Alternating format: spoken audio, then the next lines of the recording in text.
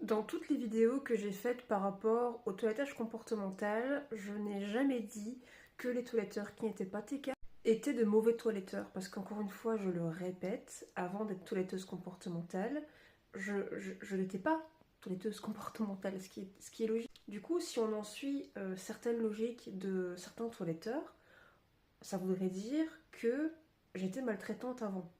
Alors que non, je faisais en fonction avec les animaux qui venaient sur ma table. Quand je montre des vidéos de maltraitance en salon de toilettage, je parle de la vidéo en elle-même. Je ne dis pas tous les toiletteurs sont maltraitants, mais je dis bien cette vidéo-là en particulier, cette méthode-là en particulier est problématique. Et en général, dès que je vais mettre une vidéo trash, chose que je ne fais plus, parce que j'ai bien compris que ça pouvait blesser certaines personnes et ce n'est nettement pas mon but. Mais dès que je vais montrer ce genre de vidéo, il y a toujours quelqu'un qui va venir me dire « Ah donc quoi, t'insinues quoi que les toiletteurs ils sont tous maltraitants ?» Alors que non, pas du tout. Je n'ai jamais dit ça, que ce soit en vidéo ou en commentaire ou en message privé, jamais. Pour qui est cette formation de toilettage comportemental? Eh bien pour tout le monde.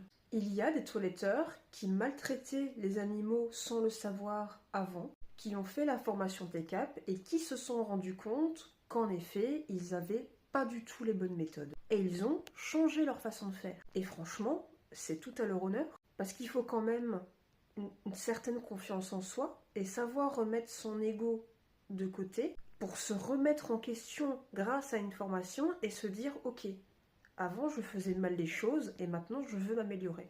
La formation elle est faite aussi pour toutes les personnes qui sont concrètement déjà dans le bien-être, qui s'arrêtent quand il le faut, qui ne vont pas au forcing avec l'animal, mais qui n'ont pas toutes les clés en main pour faire en sorte que l'animal puisse revenir à la prochaine séance et qu'on puisse trouver une solution pour que l'animal arrête de japper, qu'il arrête de crier au loup et qu'il arrête aussi de vouloir mordre nos petites mimines. Et il faut pas croire, moi aussi j'ai dû mettre mon ego de côté quand j'ai fait la formation.